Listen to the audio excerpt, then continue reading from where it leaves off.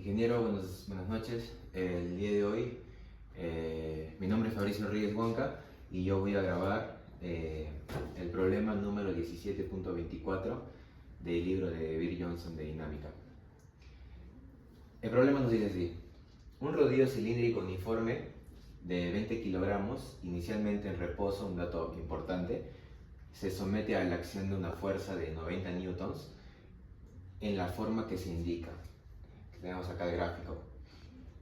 Si el cuerpo rueda sin deslizarse, determine la velocidad de su centro G después de que se ha movido 1.5 metros y la fuerza de fricción que se requiere para evitar el deslizamiento.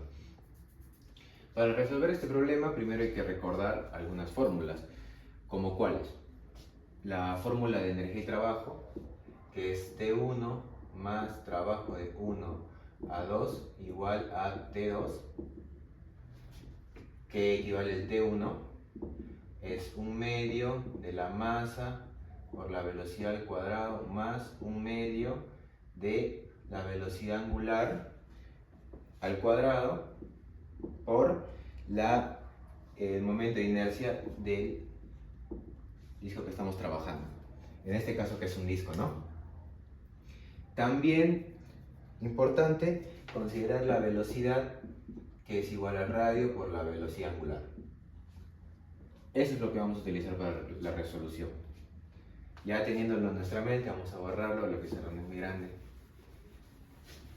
Entonces, para resolver el inciso A,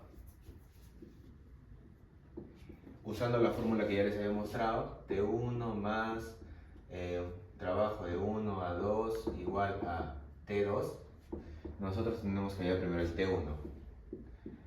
El T1 va a ser igual a 0, desde ya. ¿Por qué? Si se recuerdan, les había dicho sobre el dato importante que está en reposo inicialmente. Eso significa que no va a haber velocidad, y entonces la fórmula no se va a poder aplicar acá. El trabajo de 1 a 2 va a ser el trabajo que va a ejercer la fuerza, que va a ser esta de acá, la fuerza de 90 newtons. Va a ser 90, ya sabemos que es fuerza por distancia, 90 por la distancia 1,5,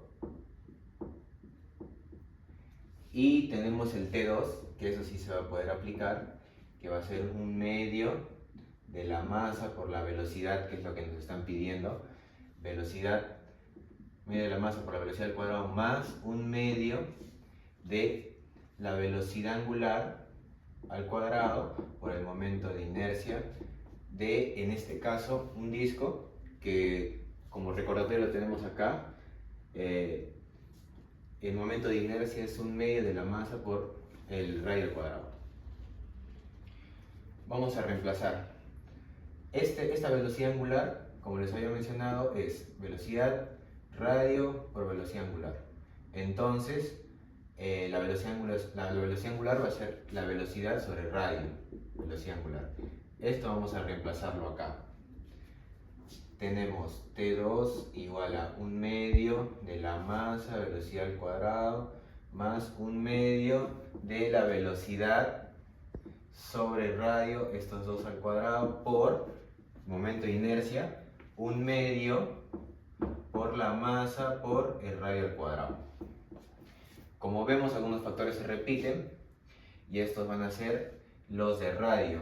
Radio se van a ir y esto se va a multiplicar. Tenemos T2 igual a un medio de la masa por la velocidad al cuadrado más un cuarto de la masa por la velocidad al cuadrado. Podemos factorizar masa velocidad al cuadrado, o si no, lo podemos dejar ahí, o si no, podemos reemplazar por el dato que nos habían dado antes, que es el de la masa es igual a 20.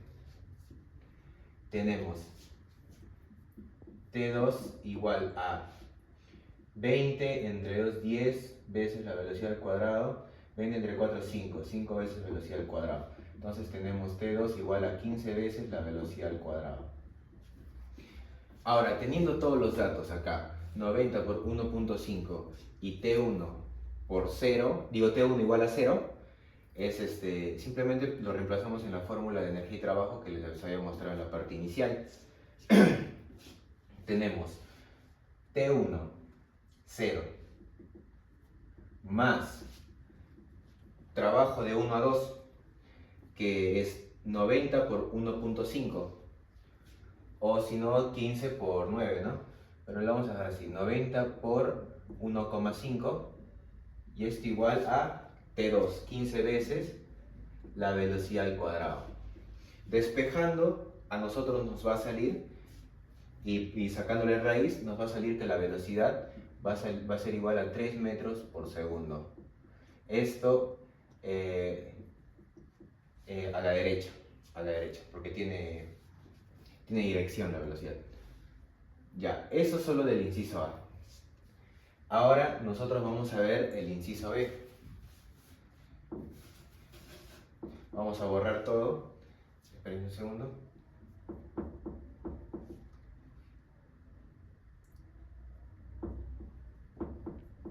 Vamos a borrar esta parte de acá. Recordamos cuánto vale la velocidad, 3 metros por segundo.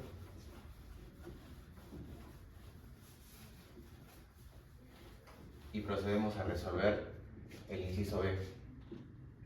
Para el inciso B también vamos a utilizar lo que viene a ser la fórmula de energía y trabajo, que es, como ya habíamos visto, T1 más trabajo de 1 a 2 igual a T2. Ahora,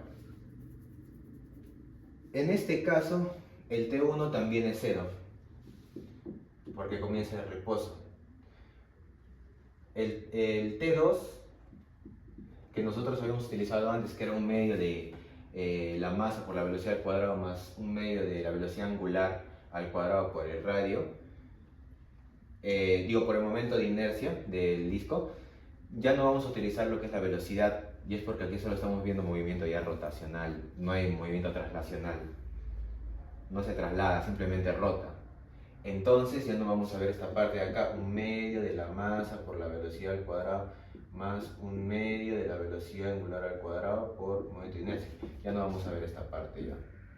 Entonces simplemente vamos a utilizar la otra, que es un medio de la velocidad angular, que como nosotros ya sabemos es la velocidad sobre el radio al cuadrado por el momento de inercia.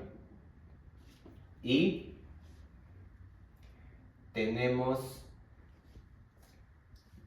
también el trabajo de 1 a 2, pero este trabajo va a ser, como nos pide el inciso B, va a ser de la fuerza de fricción.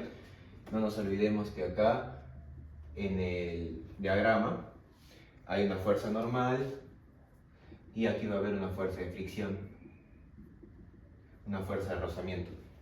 Entonces el trabajo que se va a realizar va a ser el de la fuerza de rozamiento. ¿Cuánto se ha movido la fuerza de rozamiento? 1.5 metros. 1,5 por la fuerza de rozamiento. Vamos a reemplazar lo que es el momento de inercia del disco. Tenemos un medio, velocidad al cuadrado sobre radio al cuadrado, por el momento de inercia, un medio de la masa por el radio al cuadrado. Igual que en la anterior situación, se va el radio y nos queda T2 igual a 1/4 de la velocidad al cuadrado por m, por la masa. Esta velocidad al cuadrado es la que habíamos hallado antes, así que también se puede reemplazar, pero todavía no lo vamos a hacer. Entonces, todos los datos que nos ha salido hasta el momento lo vamos a reemplazar en lo que es la ecuación de energía y trabajo, que es T1, 0. Vamos a ponerlo, T1 más trabajo de 1 a 2 igual a T2. T1, 0. Trabajo de 1 a 2, como ya les había puesto antes, trabajo de 1 a 2, 1,5 por la fuerza de rozamiento, que es lo que estamos tratando ayer, más 1,5 por fuerza de rozamiento, va a ser igual a T2, que en este caso nos salió 1/4 por la velocidad al cuadrado por la masa. Nosotros ya tenemos entonces todos los datos. Despejando, ¿cuánto nos saldría la fuerza de rozamiento? ahí, apoyándonos de la calculadora, vamos a trabajar. La velocidad es 3 al cuadrado 9 por la masa 20 sobre 4, y este 1.5 va a pasar dividiendo entre 1.5. Entonces la fuerza de rozamiento nos sale 30 newtons, y eso también tiene dirección a ser para la izquierda. Entonces, recapitulando, la velocidad de su centro G, después de que se ha movido 1.5 metros, lo que nos había salido antes era 3 metros por segundo. Este es el inciso A, y del inciso B es la fuerza de rozamiento 30 newtons. Eso sería todo. Muchas gracias, ingeniero.